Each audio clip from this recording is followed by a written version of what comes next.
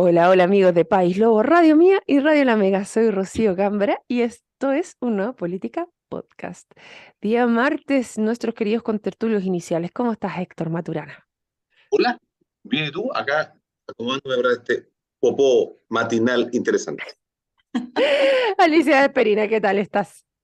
Muy bien, Rocío, buenos días. Aprovechando el último rayito de sol, parece que el fin de semana tenemos lluvia.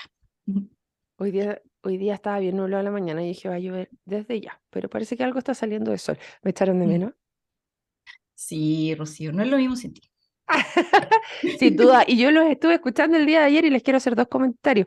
Estuve en Santiago y como a mí me encanta mucho politiquear, me fui a un congreso del primer congreso de mujeres liberales organizado por las mentoras, que si ustedes no saben qué son las mentoras, bueno, ¿se acuerda de la niña del rechazo que salía con un arito en la nariz, que es periodista del libro? Bueno, ella es parte de las mentoras. Y estuvo súper interesante porque hablamos de pensiones donde estuvo en el panel invitada Carolina Goich y también Elisa Cabezón, que yo en ese minuto no tenía idea quién era, pero fue ¿Quién es? clarito. Elisa Es Cabezón sequísima. es una economista que me dejó la cosa muy clara con el tema de pensiones y, y también estaba otra que es, no me acuerdo, Silvana, no me acuerdo bien cómo se llama la otra economista, pero súper, súper bueno el panel. Y después hablamos de seguridad. No hablamos yo estaba ahí no metí mi cuchara, solamente obtuve un montón de información donde estuvo también Carla Rubilar, que también debo decir que fue muy, muy, muy interesante porque metió un tema que yo no se lo había escuchado a otra persona con respecto a las policías, que fue súper interesante, de verdad. Por lo menos para mí fue una propuesta que no había escuchado, que si quieren después se las cuento. Y lo tercero que conversamos Que cuéntelo fue, enseguida. ¿de cuánto seguía? Sí, claro. Tiranos el Ya. titular y después hacemos una Sí, conversación claro. larga. Que los carabineros se dediquen solamente a hacer policía comunitaria y de relacionarse con la comunidad y que exista una tercera policía que se encargue de las fuerzas especiales y mantención de orden público propiamente tal. Y lo encontré muy interesante, dado que hace esta separación de las policías y le quita el peso a carabineros de hacer la contención del orden público per se y le permite enfocarse principalmente a ser de una fuerza preventiva y de mucho contacto con la comunidad. Lo encontré muy interesante la propuesta, muy buena. Sí, Obviamente no sí. resuelve el problema, pero sí te permite separar las aguas y una mirada distinta. Y la cuarta, que es la información que te tengo, Alicia Esperina, y me declaro que no soy del 71%, yo sí creo que vamos a llegar a un acuerdo, fue en el tema constitucional. Y ahí estaba especialmente interesante porque dentro del panel estaba Gloria Hutt, que está actualmente como presidenta de partido dentro de las conversaciones. Estaba una cientista política, Paz, si no me equivoco, Claudia, si no, no me acuerdo con su nombre, pero Claro que ella sí. es de Amarillos por Chile. Y estaba también Constanza V, ex constituyente de la UDI. Así que lo interesante fue, y lo que les voy a decir que puede destrabar y por qué me considero que quizás no soy del 71, o sea, que no me considero del 71% y sí creo que antes de fin de año vamos a llegar a un acuerdo, es por Amarillos por Chile, ¿ah? Porque la propuesta que tenía ahí esta cientista política, que no me acuerdo cómo se llama, pero que es de Amarillos por Chile, y fue militante de la DC antes, es que ellos trajeron a la conversación donde está todo más trabado, que es el mecanismo finalmente de cuántos son los que constituyen este grupo que va a escribir la nueva constitución, bastante atrevidos en decir, y recuerden ustedes, no sé, Alicia, ¿tú te acuerdas cuál es la propuesta de Amarillos por Chile? No, Rocío, yo ya le perdí la pista a cada uno de los Ya, planes. el Pero tema espérate, es que, paréntesis, yo no te ya, dije que yo no tenía, yo dije que se han visto cosas increíbles en la política, así que eso dije, yo puse un así asterisco es, ahí. y por eso es el asterisco del que me quiero agarrar y decir, claro, lo que pasa es que Amarillos por Chile viene a decir que el grupo que debiera ser elegido debiera ser electo solo por el Senado. Entonces, una propuesta que venga de la centroizquierda, que le pase todo el Senado, dicen ellos, no es que nosotros queramos esto, lo que queremos, y eso fue lo interesante, es destrabar la conversación. que está efectivamente trabada. Y de ahí saltó alguien del PS, Rementería, si no me acuerdo, si no me falla la memoria, que también dijo, es interesante la propuesta, y empezaron a surgir, es como que le tendieran un salvavidas a la izquierda que no está totalmente obstruccionista, podríamos decir, como el Frente Amplio, decir, oye, ya, pues, pero agarrémonos de aquí. Es como lo mismo que hicieron en el rechazo, cuando no se atrevían inicialmente a dar el paso la de centro izquierda, a decir, sabes que esta propuesta no me gusta y no estoy conforme, y ganó el rechazo finalmente.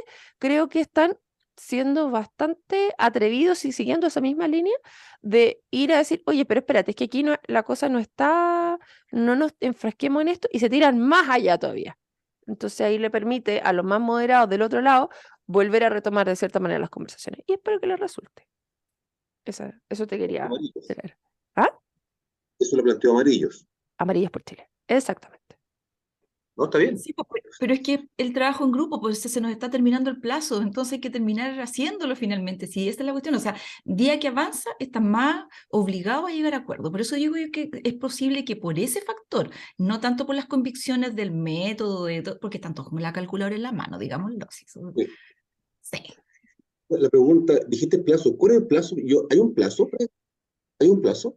Mira, ¿Cuál es la medicina social flota en nomás? el No, ambiente abril del otro año como para que sean electos los potenciales convencionales el plazo es que no se te junte con con las elecciones municipales. municipales.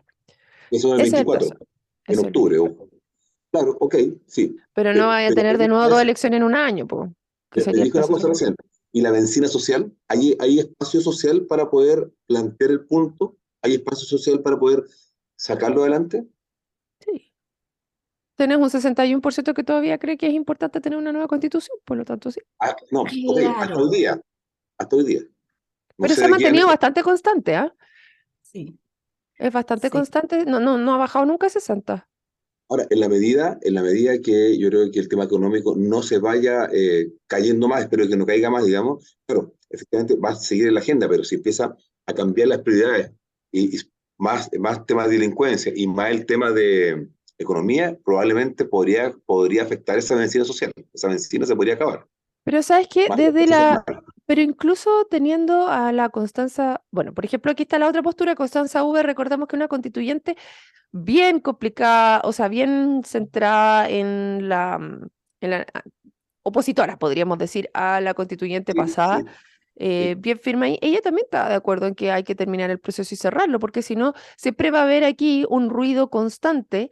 Y yo creo que esa es una de las apuestas del Frente Amplio también, de decir, oye, Digo eso. mientras, sí, pues ponerte súper intransigente y tratar de tirarle la culpa a la derecha de que no se ha logrado avanzar, etcétera. Entonces, ahí es donde me parece muy interesante la postura de Amarillo, donde salen a decir, oye, tirémonos nosotros, tenemos capital político para arriesgar, ¿cachai? Seamos los osados y logremos destrabar esta conversación, así como lo hicimos en el rechazo que fue tan fuerte. Así que es Rocío, ¿y tú interesante. ¿Mm? crees que hay que hacerlo? ¿Crees tú que hay que hacer una nueva constitución de verdad? ¿O sientes así? Sí, sí, sin duda. ¿Policía? Yo creo que hay que pasar por una revisión constitucional, evidentemente, porque ya la otra tiene muchos años. Pues ese puro factor a mí me ¿Revisión o interesa, una nueva? pero muy enfocada en los objetivos que se quieren lograr con la nueva constitución, porque pasar por todo este proceso para escribir el prado en vez del césped y que quede la cuestión todo igual, al final no tiene mucho sentido. Entonces yo creo que la gente eso es lo que está esperando y por eso hay un gran porcentaje que quiere que pasemos por este cambio, pero no por jugar. Entonces, esa es mi preocupación de que yo veo que está muy zafemos, hagámosla rápida porque se nos junta con la otra elección. En el fondo, no están preocupados de lo importante que es hacer una nueva constitución para que pasen cosas distintas. Y eso es lo que a mí me complica. Oye, pero yo creo que sí, una sola frase podría ayudar mucho en lo que tú estabas diciendo ayer, Alicia, también en el programa. Y lo que reiteras el día de hoy, el tema de los resultados y las mediciones. Porque si tú lo pones en la nueva constitución de decir que las políticas públicas y las leyes deben estar enfocadas hacia la medición de los resultados obtenidos, ya con eso no le estás diciendo qué leyes tienes que hacer, no estás diciendo que, pero sí estás haciendo un cambio de switch, decir, ok, tengamos un Estado, porque recordemos que tiene los 12 acuerdos iniciales, podríamos decir los bordes o como quieran llamarlo, estas 12 bases, que dice, por ejemplo, tengamos un Estado social de derecho. Ok, pero además las leyes y las propuestas que hagamos tienen que estar enfocadas en la medición de los resultados. Exactamente.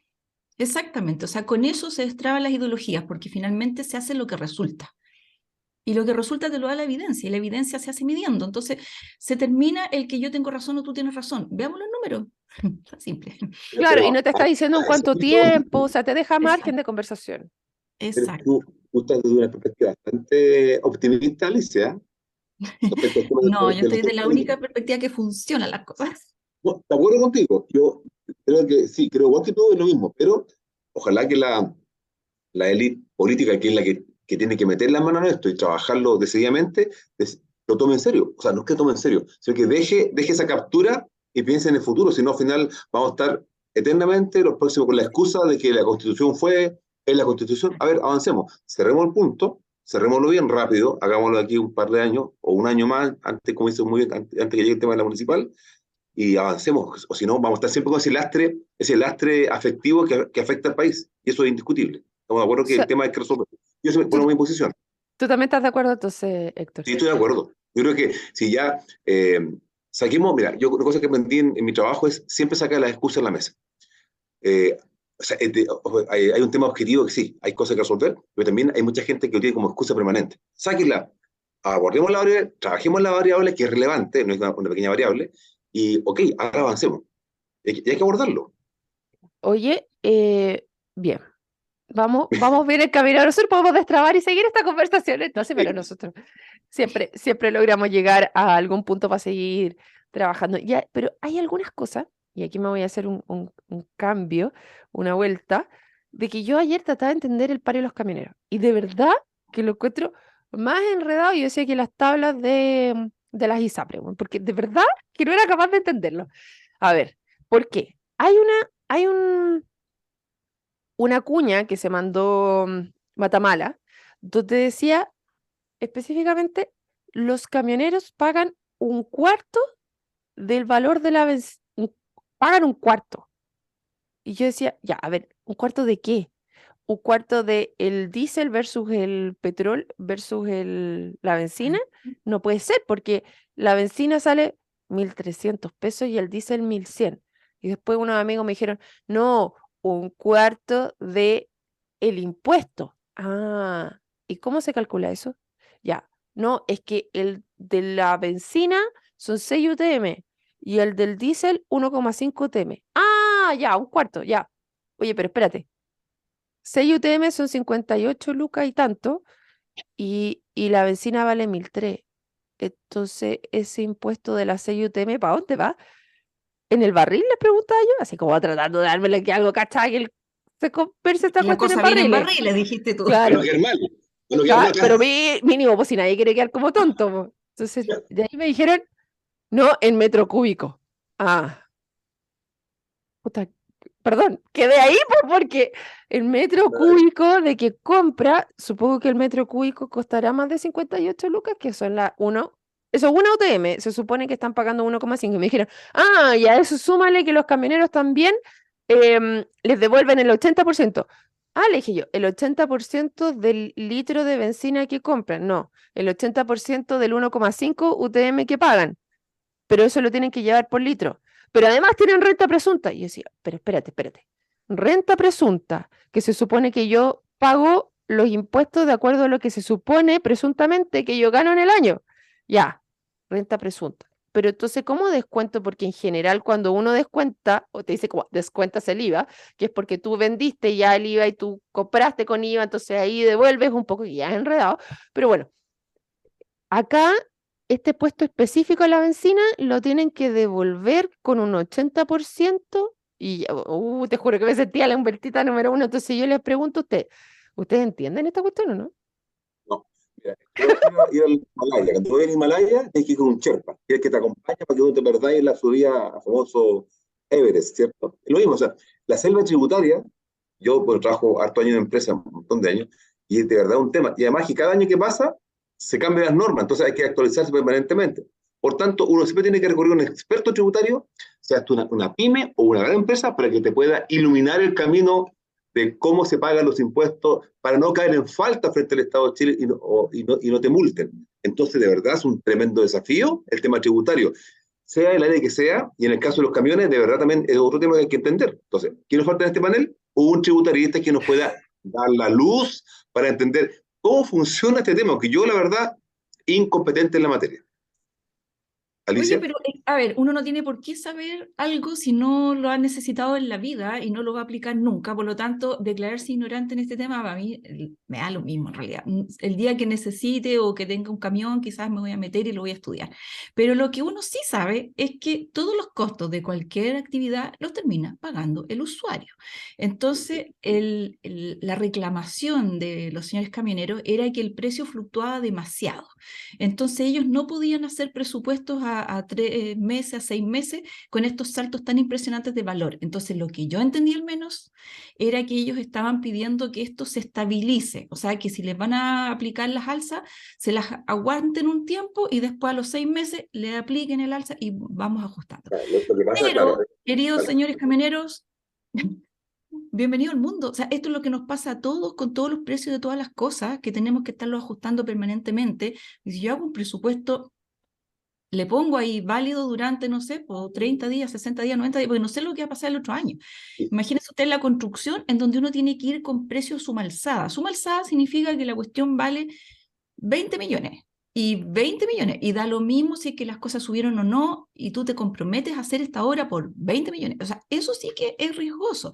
Y entonces no hay polinomios de ajuste ni una cosa. Entonces, eso es lo que quizás podríamos tratar de conversar, pero un ajuste para todo el mundo, porque yo me imagino que al panadero cuando sube la harina igual le afecta. Entonces, todos tenemos que estar permanentemente aquí navegando en un mundo, digámoslo, que era mucho más estable y que ahora se nos puso media turbulenta la cosa, pero no veníamos acostumbrados a hacer este tipo de conversaciones. Entonces, señores camioneros, están aprovechando su poder nomás para parar y negociar para ellos, pero este problema lo tenemos todos. A ver, un comentario.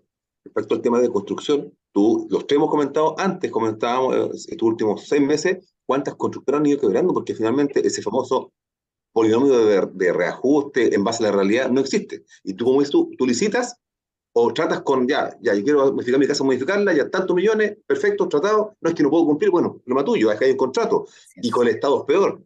Entonces, no seamos tampoco injustos, o sea, claro, nosotros en la pasada estamos viendo como un montón de empresas constructoras están quebrando, y probablemente hay contratos de, me imagino yo, de distribución, que son quizás 6 meses, 3 meses o un año, donde estos transportistas están afectados porque está más cara la mano de obra, está más caro el petróleo, hay escasez de repuestos por un tema, digamos, de la post-pandemia, está más caro el tipo de cambio, están más caros los repuestos, por lo tanto. Entonces, claro, hay un problema de transporte, me imagino que se modificó brutalmente y los tiempos tienen riesgo, pero probablemente no a todos. Probablemente no a todos, porque como cualquier construcción, hay algunos que sí están atrapados en el tema de los contratos con el Estado o grandes empresas, y también algunos contratistas de transporte están igual o están fuera y pueden negociar mes a mes. Pero de verdad, te concedo, hay un punto de sobrevivencia en empresa. Probablemente hay varios que están afectados en serio de este factor económico que es ineludible. Es un polinomio costo, ¿no? Pero mira, por Pero, ejemplo, lo que tú dices, el Uber te transmite la tarifa segundo a segundo. O sea, tú cuando coges el Uber, sí, te puede sí, costar 3 lucas y si es que hay congestión te cuesta 5 lucas y si es que no, te cuesta 2 lucas. O sea, ellos tienen una flexibilidad total y completa. Bueno, esa es la cara opuesta a los contratos que uno hace a largo plazo, donde te dice yo te voy a cobrar el flete de aquí a Santiago 1 millón de pesos durante todo el resto del año y como dices tú, me subieron al doble los insumos, fregué, sí, pues, pero ¿por qué? Oye, Porque si yo, perdona, que perdóname, Rosy, si tengo un sueldo de 100 pesos y tengo destinado 20 pesos a lo que sea, ya fletes, transporte de camiones, o sea, no tengo más de 20 pesos, o sea, oye, si me subió a 21, viejo, no me da, no puedo, o sea, hasta acá claro, llego, o mato mi negocio, o reduzco mi presupuesto de utilidad de compañía, o tú ganas menos. O sea, alguien tiene que claro. pagar la cuenta. Lo que pasa es que en el negocio, como tú explicas, claro, siempre el consumidor, al final de la cadena, va a pagar la cuenta. Si cuando se ajusta todo por el número de costo de transporte o lo que sea, rebota en el consumidor final, sino aquí no hay opción. Es como el tema de, no, es que la constructora, sí, cuando tú construyes un CEFAM y no se concluye y viene otro más caro, lo paga el contribuyente vía impuestos, si no hay vuelta atrás. Exacto. Dale. bueno, varias cosas. Habían llegado a varios acuerdos. Por eso era la columna Matamala que no estaba de acuerdo con que se les entregara tanto a los camioneros. Pero yo quiero irme un poco más arriba y pensar lo mismo que está, ya que estaban mencionando la Alicia y tanto, si el gremio de los camioneros está tan organizado en general, lo vemos, aunque ahora hay varios descolgados que le Sí. llamó malamente, el ministro tuvo que salir a desdecirse el día de hoy. ¿Por qué no ponerse de acuerdo, así como otros rubros, y hacer como las cooperativas de camiones donde pudieran hacer unas plataformas que pudieran ir cambiando inmediatamente o contratando entre varios ¿cómo se llama? Contadores especializados en este tipo de cosas y ir aplacando un poco los costos y no, porque también es cierto, el gobierno les dijo, en el tema de los contratos que tienen ustedes, son problemas entre privados, no tiene por qué el Estado venir a resolverlo. Y ahí hay dos preguntas y reflexiones. Es efectivamente cuando es un problema entre privados que el Estado no debe meterse. Y segundo, podrían organizarse efectivamente para abaratar los costos o contratar profesionales porque generalmente en los rubros, el que cocina, cocina muy rico, pero no tiene chacho idea del tema de costos, utilidades, cosas. Tienes que empezar a meterte, pero es otro rubro, otras competencias. Ustedes hablan de polinomios, de los polinomios de no sé qué. Oye, pero es que ¿por qué el camionero va a tener que saber hacer polinomios? Tiene que hacerlo, tiene que gastar la energía, o pueden tercerizar en otro. Ahora, el tema está en si tú eres capaz de darte cuenta que ese profesional está haciendo o no está haciendo bien su trabajo, porque también hemos visto, me ha pasado varios que me han dicho, por ejemplo, siempre necesitas un abogado para ir a ver los juicios, pero tú no tienes como, o sea, si el abogado te quiere joder, lo va a hacer. Si el contador lo quiere hacer, lo va a hacer, y tú no tenías idea de cómo ¿De qué fiscalizar están de cierta hablando? manera ese trabajo que están haciendo. Entonces, te ponen estamos en uno donde tienes que saber también un poco el otro que están hablando. Entonces les dejo ahí las dos preguntas. Efectivamente, ¿el Estado debiese mediar en temas de privado? Y segundo, ¿cómo lo hace para fiscalizar un tema que tú no cacháis? Yo déjame opinar ahí respecto al tema privado. O sea, el ejemplo más práctico en nuestra sociedad es el tema del confort, donde un privado afectó a muchos privados pequeñitos respecto al tema del cobro por un monopolio, ¿cierto?, de una mesa del confort.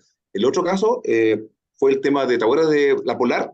Que está hoy día de moda el tema de las pseudo marcas falsificadas, pero hace 10, 12 años atrás, ellos se pusieron de acuerdo en un grupo de gerentes o una empresa privada para cobrarle mayores intereses o a deudas que estaban ya impagas y abultarla de nuestros resultados, perjudicando a los clientes y a los accionistas. En este caso, el rol del Estado creo que también es cautelar justamente o velar para que no haya grandes desequilibrios en el mercado, si no, alguien va a perder. Cuando tienes un grupo ok, hay grandes empresas de transporte, pero de haber pequeños transportistas con uno o dos camiones, y si quedan desbalanceados, los van a aplastar. Ese es el punto crítico. Ahora, hay una cosa que sí ocurrió este año. El primer semestre de este año 2022, y algo de experiencia laboral, hubo una escasez dramática de personas dispuestas a trabajar.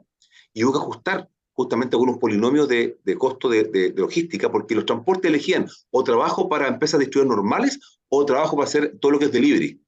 Y aparentemente era más rentable trabajar para los delivery. O sea, esos pequeños bultitos pequeños que trabajan casa por casa. Entonces hubo una migración desde la industria tradicional de distribución, logística tradicional, a la logística, digamos, de estos famosos delivery o de e-commerce, y hubo que ajustar algunas tarifas para poder volver a reencantarlos para el lado de acá. Entonces hay un equilibrio, pero tiene que el Estado velar para que esos equilibrios no perjudiquen a algunas personas, o si no, de verdad, es una planadora, cuando hay un grande actor en el mercado. Yo creo que a eso apuntan los camioneros, y hay que ser cuidadosos. Si el Estado creo que nos vela, con el uso de la fuerza, vela para que la sociedad funcione, y no para que alguien sea aplastado por el resto. Eso entiendo yo. Voy a seguir declarando mi ignorancia porque no me dedico al tema, pero entiendo que el mercado de los combustibles no sé si estará tan abierto así como que yo puedo ir a alguna parte y traerme un par de camiones de combustible para acá. Entiendo que no es cierto? No es así. Sí, Entonces, ahí quizás el Estado sí tiene un rol. Quizás sí sí. tiene un rol, no lo sé, pero no es tanto así como tanto entre privados solamente, y el rol regulador efectivamente. Y respecto a lo que tú dices del modelo de negocio, Rocío, evidentemente yo creo que aquí se abren oportunidades para ver algún tipo de otra forma de abordar el negocio de los fletes, que quizás puede ser uberizar los fletes y tener tarifas flexibles, no sé, Son cosas que la necesidad te va creando, que no la habíamos tenido por este mundo tan estable en el que habíamos vivido. Pero ahora yo creo que efectivamente va a haber algunos que van a quebrar y vamos a tener que ajustar la fórmula de cómo todos incorporamos un poquito de este riesgo y no se lo traspasamos completamente a una empresa. En el tema de la construcción, que es el que más veo yo me imagino que los contratos van a tener que ser flexibles y van a tener que incorporar un par de elementos clave, que no sé, el precio del hormigón, el precio del acero, y cosas así, para que se vayan ajustando tanto a la subida como a la bajada, porque cuando uno comparte el riesgo, en el fondo los dos ganan si es que la cosa se ajusta, ninguno gana por sobre el otro.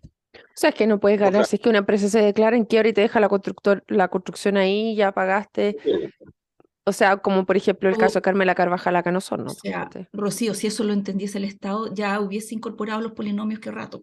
Y no lo entienden así, pues te dicen, es tu riesgo, pues ahí ve tú. lo que pasa es que después, claro, es que en esa jugada claro, hay dos temas. Uno, después de 30 años, como dijo bien la Rocío al principio, de estabilidad económica, uno es muy poco la variabilidad del negocio. Entonces, claro, todo funciona perfecto. Pero ahora, en esta etapa de tantos cambios de costo, claro, están afectados. Y segundo, yo creo que sí, siempre el Estado debe tener un rol un poco más activo en velar para que hayan equilibrios para no llegar a esto, que son las quiebras de empresas, porque son las dan trabajo, generan valor, etcétera. Y hoy tenemos que, va a pagar más caro por ese liceo. No sé cuántas veces ha licitado, 2, 3 veces, Rocío, recuérdame, 2 veces, ¿o no? Creo que Dos tres veces, veces. 2 o 3, creo que Nos hubo vamos a la una tercera. primera. Ahora vamos a la tercera, claro, porque la Y cada primera vez quedó y cada día más desierta, caro. la segunda fue trato directo, ¿Y por lo quién menos de paga? esta. ¿Quién paga? Los No el Estado, estudiantes. O somos sea, nosotros. por lo pronto los estudiantes que no Nosotros. tienen liceo. Sí, Ya, no, está chiquillos, bien, nos pero tenemos está que ir. cortando. Sí, nos tenemos que ir, ¿Quién paga que no le empiezan a hablar acá? se nos acabó el tiempo. Es que no había hablado, entonces no estuve el viernes, no estuve el lunes. Tenía mucho que decir. Ya. Muchas gracias, queridas auditores. Nos volvemos a encontrar mañana Chao, en nos otro vemos. Política Podcast. Chao, chao.